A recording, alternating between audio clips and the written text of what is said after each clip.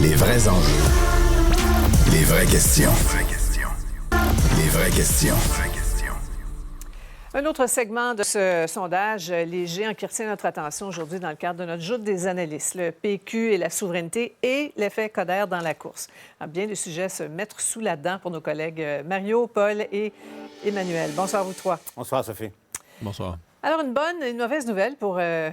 Saint-Pierre Plamondon. Oui, le PQ est en tête, mais c'est une sorte de Saint-Pierre mania. Là. Il y a 25 des péquistes déclarés dans ce sondage qui ne veulent pas de l'option comme telle, là, Paul.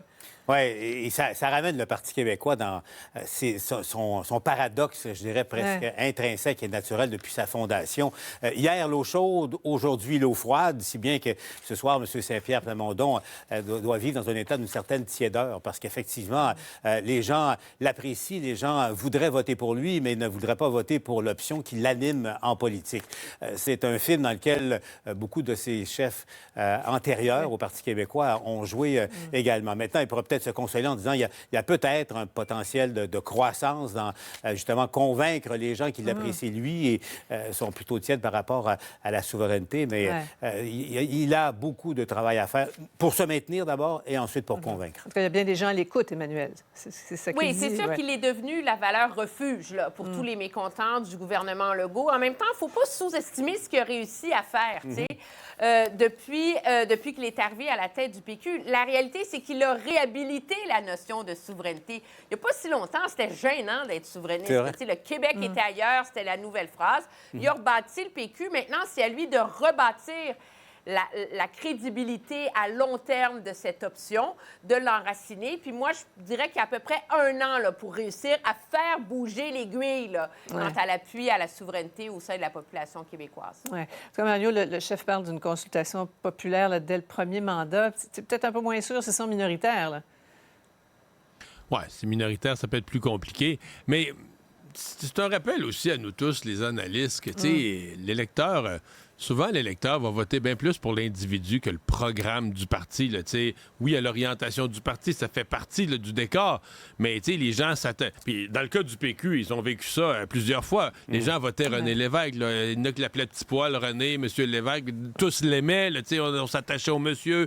Il nous représentait. Il parlait comme nous autres. Il comprenait ce que vivent les Québécois, leur misère et leur malheur. Puis on vote pour lui. Là, René Lévesque arrivait avec la souveraineté, puis là, il y a une partie des électeurs, ouais, là, ça, un petit peu moins. Là, c'est l'histoire du Parti québécois, comme le dit Paul. Donc, les gens s'attachent. Et là, Paul Saint-Pierre Plamondon a créé cette espèce d'engouement, d'intérêt pour son style de politique, pour sa personnalité.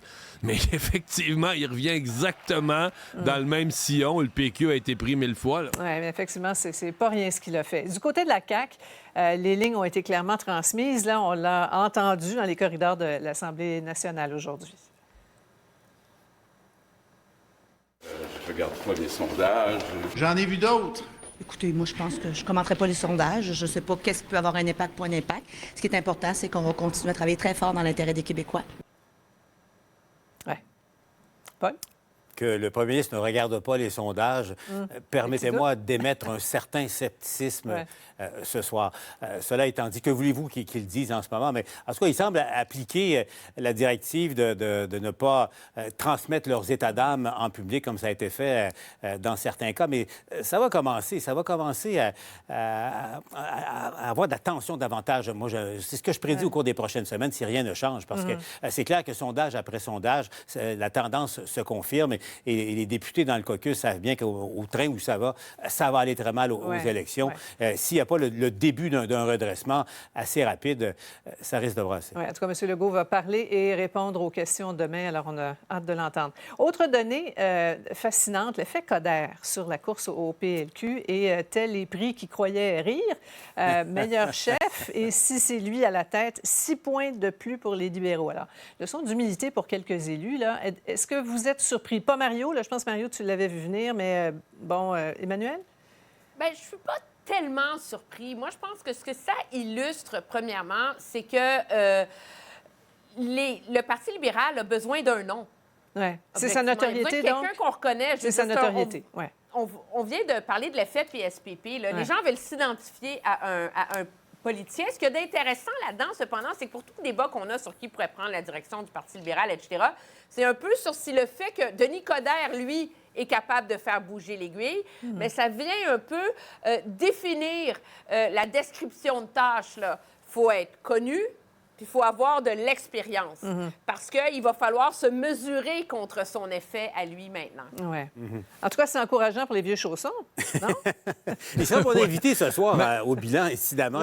J'ai hâte de l'entendre commenter ses commentaires si gentils de son grand ami Régis Labbé. Paul, il a déjà réagi au sondage. Il a envoyé c'est du grand M. Coderre. La cuisine a envoyé un message au salon. Hein? C'est vrai. Et il pense qu'il peut incarner le renouveau au sein du PLQ. Là. Il en est convaincu. Ça, c'est une erreur, là. C'est une erreur? Ben non, ça, c'est une erreur. Il n'incarne pas le renouveau. Excusez-moi. Moi, autant je pense que sa candidature est valable, je ne suis pas surpris qu'il fasse bouger l'aiguille, parce que c'est ça le vrai test pour lui aujourd'hui. Il a été très présent dans les médias depuis quelques semaines. T'sais, le sondeur va mettre un thermomètre dans l'eau. L'eau a changé de température. Il s'est passé quelque chose. C'est une excellente nouvelle pour lui. Et d'une certaine façon, pour le PLQ. Ceci dit, quand il dit qu'il incarne le renouveau, c'est pas vrai. Mais en même il incarne temps... l'expérience. Excuse-moi, Mario. Mais en même temps, moi, j'étais dessus qui disait là, ne mésestimez pas la capacité de Denis Coderre de communiquer, de connecter avec la population, ce qui n'est pas arrivé au Parti libéral depuis combien d'années maintenant.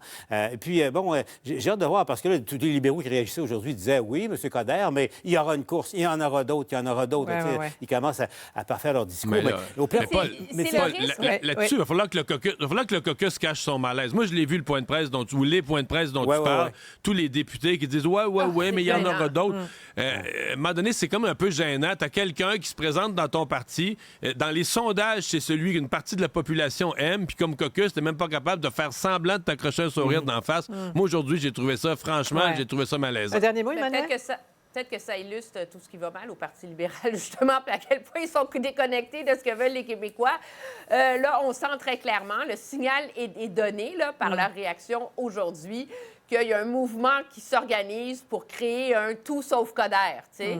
Et donc, mais il faut trouver quelqu'un qui est capable de l'incarner, ça, puis qui est capable de se mesurer à lui. Là. Bonne chance. Voilà. Bien, à Ottawa, c'est toute une joute oratoire à laquelle se livrent Justin Trudeau et Pierre Poilievre à la Chambre des communes. On verra ce que vous en pensez après la pause.